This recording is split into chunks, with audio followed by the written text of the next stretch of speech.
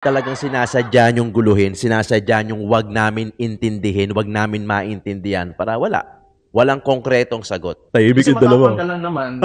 We have the position eh, pero kung suntukan tayo, alam ko makaya, bita.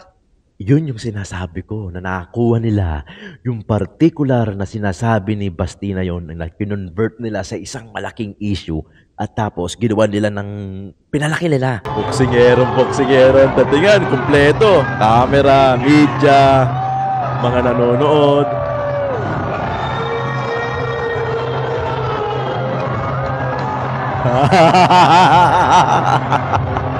Kinang-ina nyo. Papalag ka, talagang matapang ka. Alam ng mga taga-Tondo to eh. Alam ng mga kahit sino eh.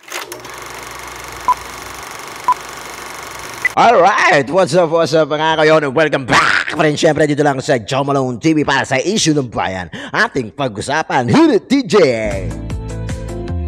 Di kami natatakot Sa katotohanan, boses ng masaamin, pinapakinggan. Joe Malone TV. Issue ng bayan, ating pag-usapan.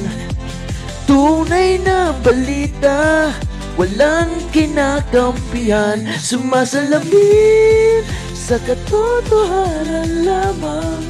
Para sa mamamayan.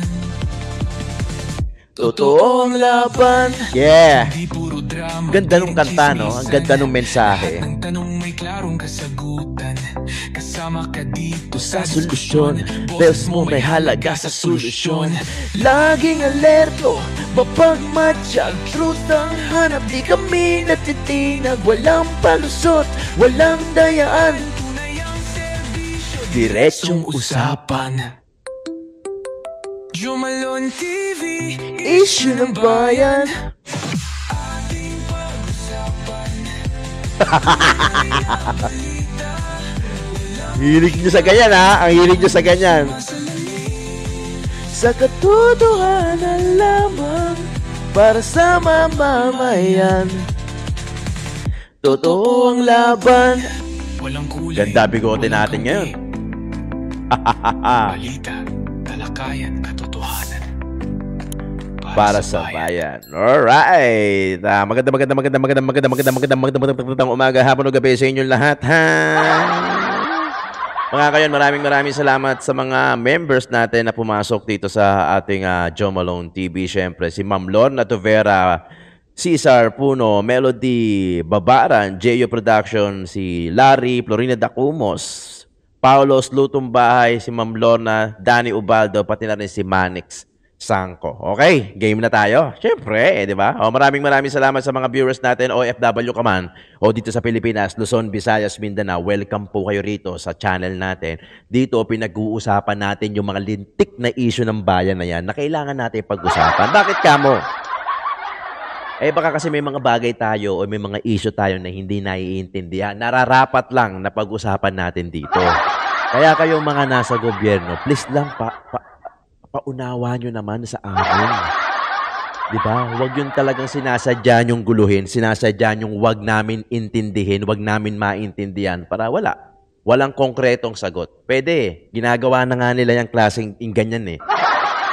Nagiging estratehiya na nga yung hindi pagbibigay ng konkretong sagot sa mamamayang Pilipino. Nang sa ganun, hayaan nyo silang maguluhan, hayaan nyo silang magtanong.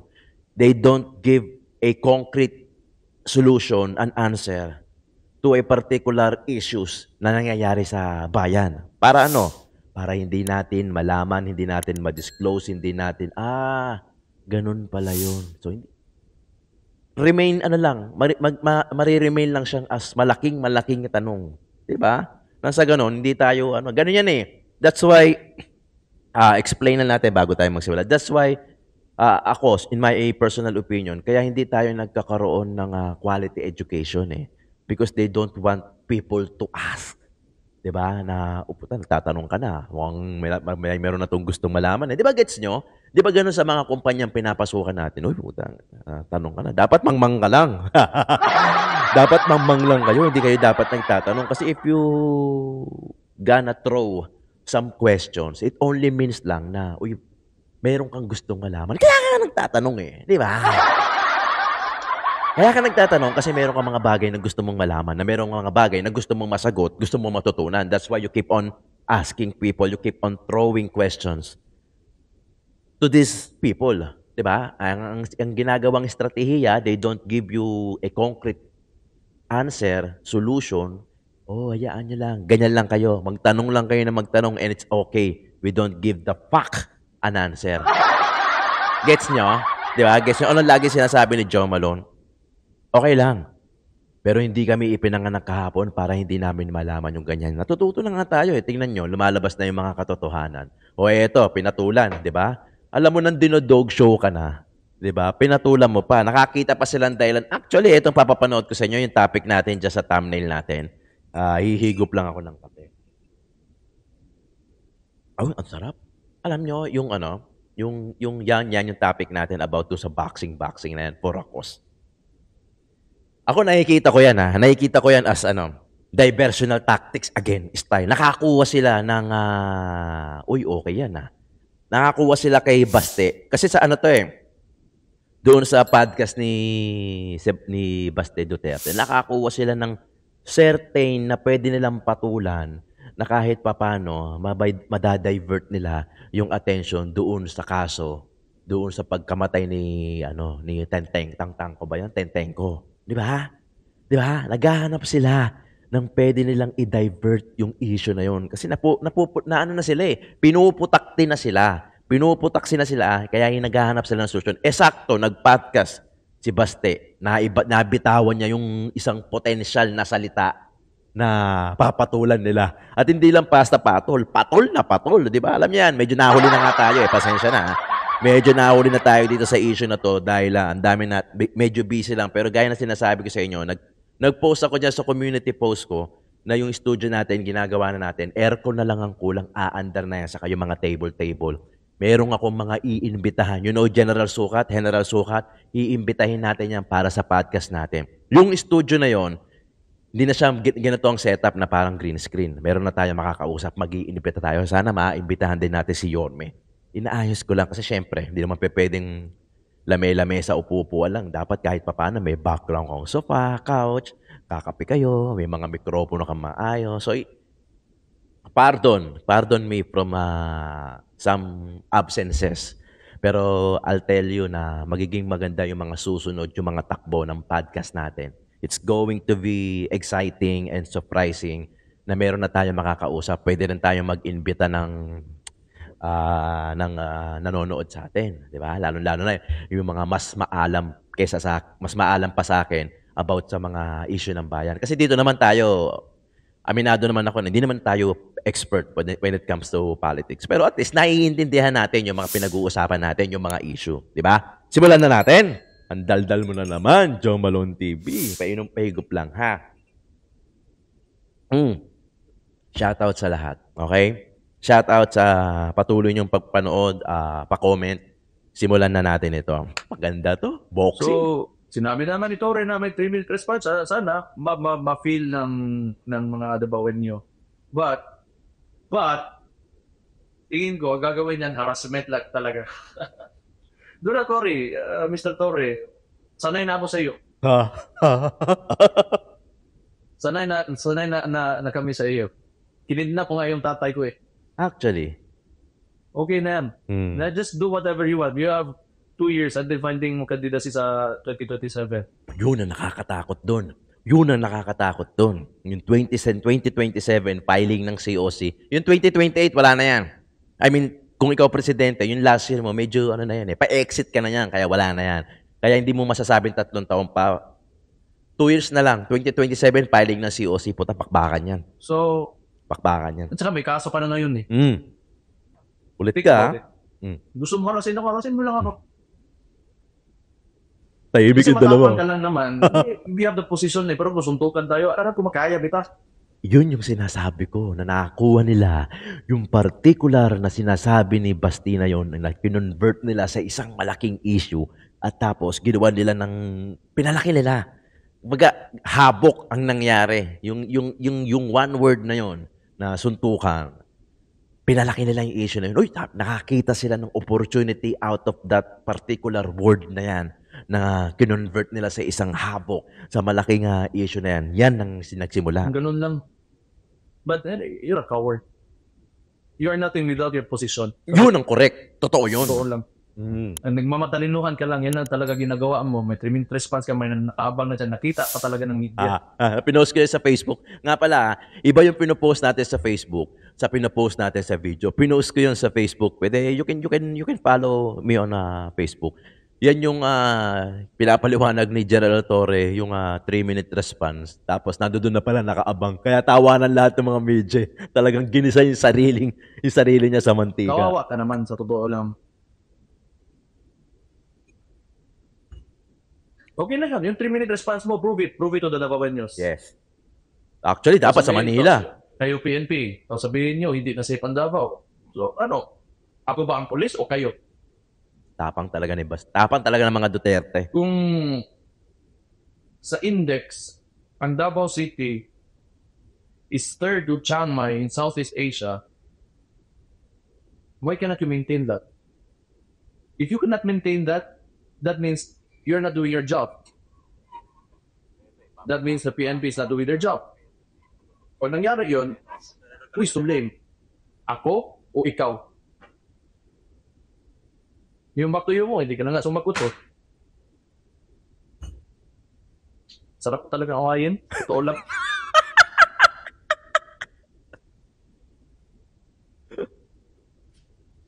Koma yan si ano? Kalbayo, Ore. ka, no? Oh, may ano ka na, may issue ka na doon eh.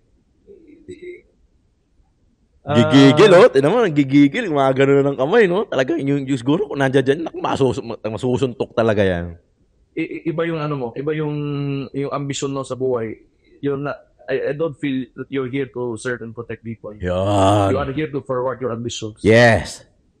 Yaling, di ba? Particularly, ito Makes sense. kung sino ka man sa administration ni Ferdinand Marcos Sr., you are the general pair. If you do not know history, read it. It's there. It's available for all. Alam mo, sa totoo lang, sa mga bawat kumpanya, meron talagang isa tayong ka-empleyado na grabe talaga yung sumipsip. Common knowledge yan. Alam nyo yan. Diba? For once in your lifetime, naka-encounter din kayo na isa-isang trabaho nyo na merong isa talagang pabibo. Pabibo na talagang hindi lang rubbing elbow sa boss. Alam mo yung rubbing elbows? HR terminology yan kasi HR specialist ako eh. HR terminology ang rubbing elbows. Yan yung, boss. Yung gano'n lang. Ewan ko, nakikita niyo yung siko ko. Boss, sige, kaya mo yan, boss. Sige. Ano, boss, kaya mo yan. Yan yung mga rubbing elbows. Yan yung mga talagang sip-sip, nakadikit. Alam mo yung sunod, yung langaw na sunod ng sunod sa tae? Ganun. Yan sila yan. O, merong ganyan talaga. Sa bawat kumpanya, hindi man ganun kagrabe, pero meron tayong isa na kilala, kaibigan man natin o katrabaho man natin na grabe kung sumipsip. Totoo yan. At nangyayari yan sa totoong buhay. Hindi lang sa kabilang buhay. sa totoong buhay nangyayari. Ganyan na ganyan. Si Torre. Di ba? Ganyan na ganyan yan. Tama naman yung sinabi ni Baste, you're nothing without your position. Di ba? May posisyon. O, kita mo, inamon pa niya. Sabi niya, sa kanduwag. O sa 2027, hanggang dyan lang yung power mo. Dahil pagka-filing ng COC, malamang lilipad na rin yan. So yun, siyempre kanya-kanyang liparan na yan. Di ba? Kanya-kanyang liparan na yan. O, huwag kayong mag-alala mga kayon. Pagpasensyahan nyo na kung malimit ako mag-upload ngayon. Pero sisikapin ko na makapag-upload kasi alam ko gustong-gusto yung ganitong klaseng topic eh. Yung ganitong klaseng kwentuhan kasi rather than yung pinapanood nyo lang. Kasi pag may pinapanood kayong video, it's only, it shows one way eh. Kung ano yung napapanood nyo, yun lang. Unlike this one na na-explain natin, nakakapanood kayo, ganun pala yung nangyari. Issue ng bayan nating pag-usapan eh. Yan na nga yung topic natin. Yan na nga yung pinag-uusapan natin dito dahil naniniwala ako na mali is mali. Tama is tama. You cannot correct the wrongdoings by doing the wrong move din. Di ba? Hindi.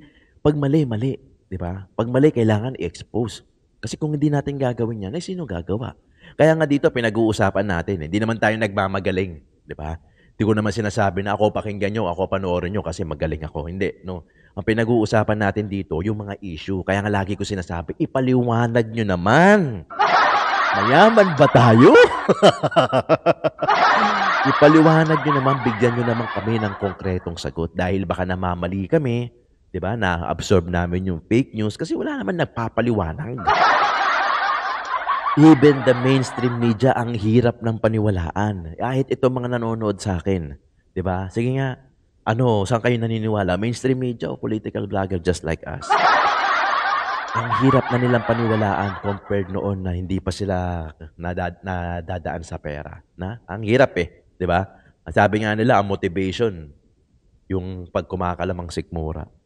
Diba? Pero, we stand, sa totoo lang, sa Duterte, walang pera. Ang pera ko nasa views, sariling kayod. Di ba? Pag hindi ako nag-upload, parang tindahan lang yan. Pag hindi ka nagbukas, wala kang benta. Matic, logic. Di ba? Sa YouTube, ganun din. Pag hindi ka nag-upload, wala kang benta. Di ba? Ang mabebenta sa'yo, yung mga luma mong in-upload. O, syempre, wala namang gustong may luma. Pwede kung ang topic mo hindi naluluma. Just gaya na ito, mga reaction. Pero, logically wise, ganun lang naman yun. Di ba? Ganun lang naman yun. Pagka may nagbukas ka ng tindahan mo, may posibilidad na mabentahan ka. Pag nag-upload ka, kaya nga, pagpasensyahan nyo na, medyo late na to, pero at least na pag-uusapan natin yung ganitong klaseng issue. Kasi ako naniniwala ako talaga na kailangan natin pag-usapan yung ganito. Nevertheless, kung hindi man natin mapag-usapan, wala. Mananatili yan issues. Diba? Mananatili siyang issue, mananatili siyang question mark, whether ma-resolve man yung issue na yun o hindi, mapag-usapan man yan o hindi, gaya na ginagawa natin ngayon, issue pa rin siya. Diba? Kasi Ito na. Pumatol si General Torre doon sa one word na hamon. Nakitaan nila ng pagkakataon kasi yun ka lang naman, we have the position pero kung suntukan tayo, kumakaya kita. Ganun lang. But you're a coward. You are nothing without your position. Yan. Sa totoo lang. Tama-tama dahil marami ang nasalanta ngayon ng bagyo at baha. Maybe we can use this moment or this opportunity for to raise funds in a charity boxing match. This coming kung para mabilis this coming Sunday. Ang bilis, di ba? Ang bilis. Sa Araneta, 12 rounds. Pwede. 12 rounds sa sundukan para maganda. At whether it's serious or not, Bili mo, hindi ka professional boxer pero naghamon ka ng 12 sa rounds. atin, let's just put Nakakapagod yun. this on a better use. Kung yan ang gusto niya, madaling pagbigyan yan. Hindi ko naman siya pinapatulan. I just see this an opportunity para makatulong sa ating mga kababayan. Kaya nga, sigurado maraming sponsor nito and everything that, all the proceeds that we'll raise, we will donate to charity. Ako, I'll donate to charity kung ano man ang maging part ko rito. Mag-donate sila para makaraise tayo ng pondo. Pera pa rin. Tapos na, di ba? May kanya-kanya mga video clips na nag-e-ensayo sila. Ensayo si Torre, ensayo si Baste. Tingnan mo naman yung media na nandoon kay Torre. Sandamakmak, compared naman dito na parang cellphone lang kay Baste, di ba? Ito, kompleto. Narinig niyo yung tunog? Nung tunog nung suntok dun sa glove? Sa pad? Di ba? Alam ng bawat boksingero yan. Kung ikaw, dati kasi nag-e-elorde ako Hindi ka makaka-12, lalo na pagka beginner ka. Hindi ka makaka-12 yung 12 rounds, hindi. Parang 3 pa lang, hingal kabayo na ako di ba? Hindi ka professional boxer, tapos 12 rounds ang hahaan mo, ang iyahamon mo, ang gusto mo, di ba? Tapos ito na, natuloy. 27, kahapon, di ba? Talagang pinutakti din ng media. Ito na nga, tingnan nyo. Tingnan nyo. Ito ang pagharap ni Chief of Police General De La Torre versus Sabi niya, puta, daming tao Duterte, Baste. Boksingero. Tatingan, kumpleto. Camera, media, mga nanonood.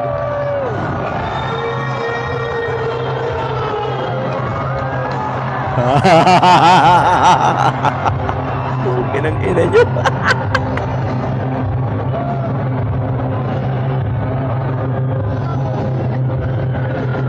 Umakyat ng ring, alam na walang kalaban no?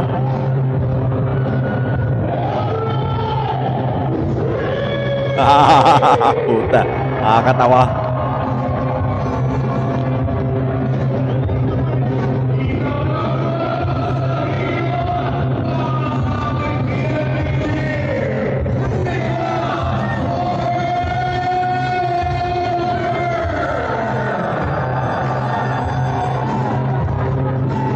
kulit.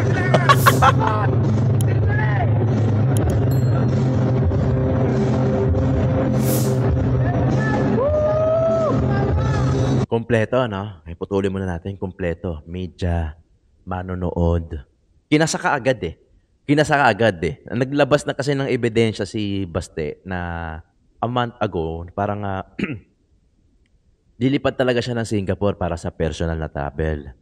Siguro nakitaan ng pagkakataon na hindi mga makaka-attend kaya kinasaka agad kahapon, 27, na doon na kagad yung doon na kagad yung date ng boxing. Eh alam naman nila na hindi makaka-attend dahil aprobado yung letter ng DILG na ipinakita, papakita ko sa inyo. Aprobado ng DILG yung personal travel ni Baste na alam nila na mawawala si Baste ng particular na date na yan. Hanggang 29 ata, hanggang Martes ata, si Baste sa Singapore.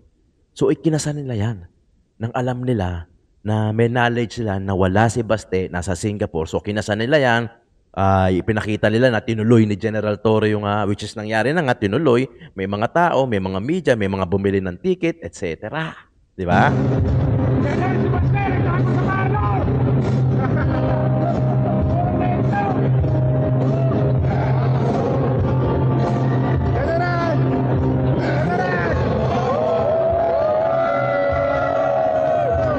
Alam mo wala kang kalaban kasi nasa Singapore. Take note, sila nag-set ng date 27 na kagad. Sinabi na kagad nila, itong linggo na kagad. Sila yan hindi yan pwede ba yun? Magsaset kayo ng boxing tapos ikaw lang yung masusunod, yung date mo lang. Ano yun? Di ba? Kahit kay Manny Pacquiao, pinag-uusapan niya, matagal pa lang. Sinasabi, ganitong oras, ganitong araw. Para pagka may umapila, wala ka man yan, pwede may arrange yung date. Kumbaga, sa boxing o sa basketball man, sa kahit anong sport, mag-a-arrange yung both party na parehas kayong okay doon sa date. Diba? Sa exact date na yun. Hindi yung pwedeng ikaw lang. Ang kulit no?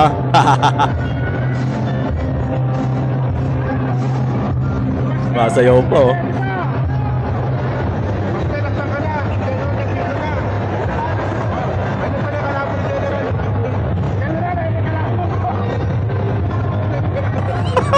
Minarinig ko General and last word. Ayun may makamakit na mga chika babes. Woo! Palakpakan lahat, Kumpleto. Pati yung mga muses, no? Galing, don't tell me, walang bayad dyan. May bayad dyan.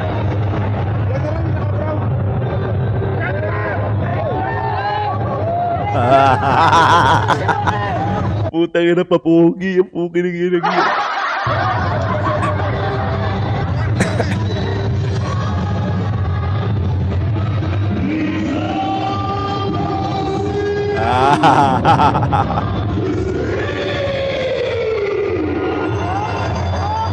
Ayok, mga ganun pa kanyari.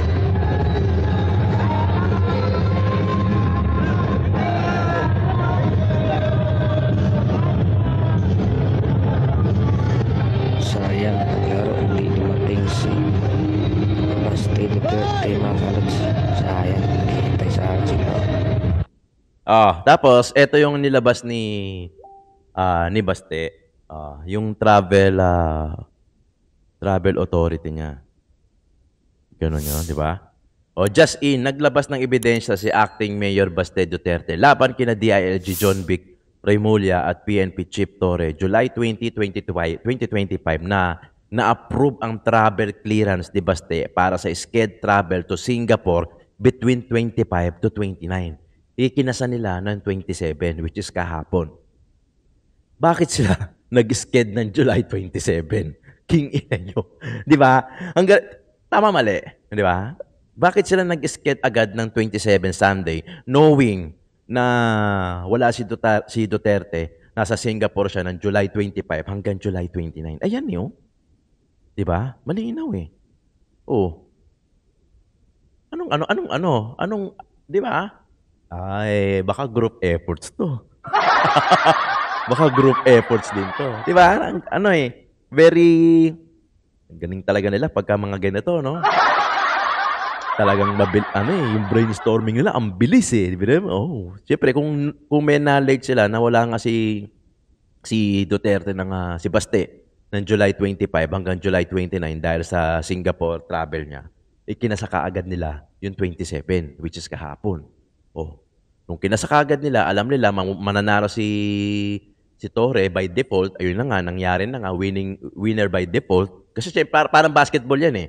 Di ba? Pag hindi dumating yung kalaban, panalo na kagad yun by default. Ganun na nangyari. So nanalo. Tapos ang ginawa, parang may nabasa pa nga ako na hindi open si General Torres sa rematch eh. Kasi parang sinasabi ni Baste na kung gusto nila sa Tuesday 29. Kasi nga Tuesday pa uwi ni Torre. Bili mo, partida. Pauwi. Pag uwi, pwede kagad isabak. Sabagay, malapit lang naman yung Singapore. 2 hours lang naman ang biyahe dyan. Tignan mo. Di ba?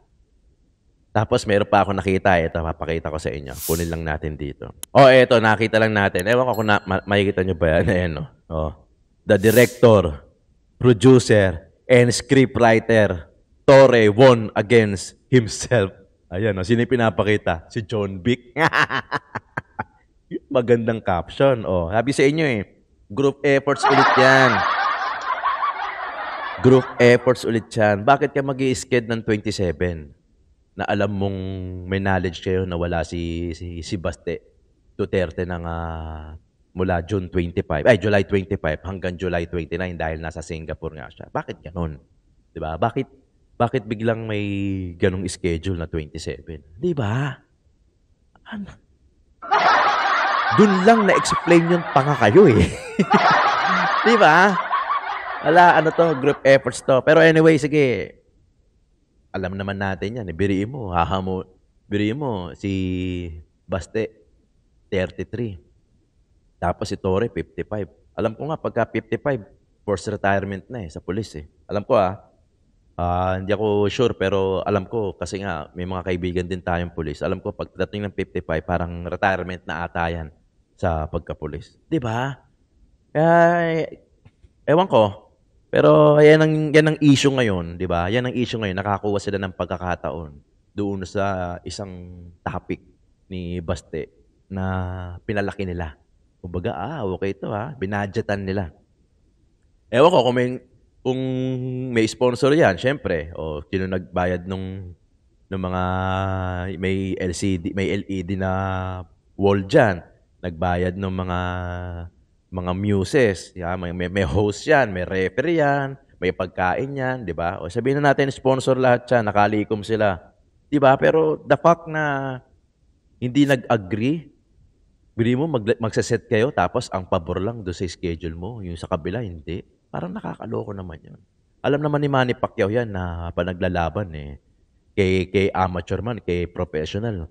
Dapat both party, yung free sa sked na yon, hindi lang dahil gusto mo sa 27 na di ba? Saka dapat kung talagang papalag ka, talagang matapang ka, alam ng mga taga-Tondo to alam ng mga kahit sino kung talagang papalag ka, kahit saan ka bentahan ng away, bibilhan mo ng away. Yung word na yan, pang kanto rin yan. Pag binentahan ka, dapat marunong kang bumili.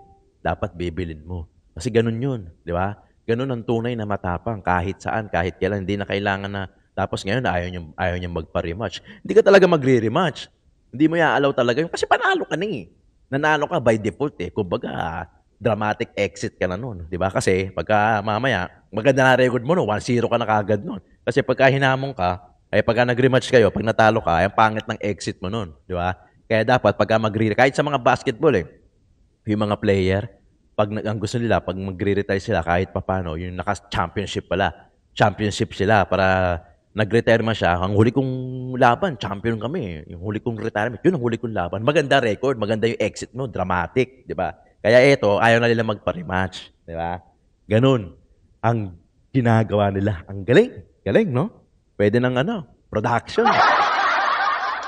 Pwede ng production. May producer, may director, may scriptwriter. Ganito ang gagawin mo Kuha tayo ng mga media, mag-practice ka na. Ito ang may magpo-produce tayo ng pera.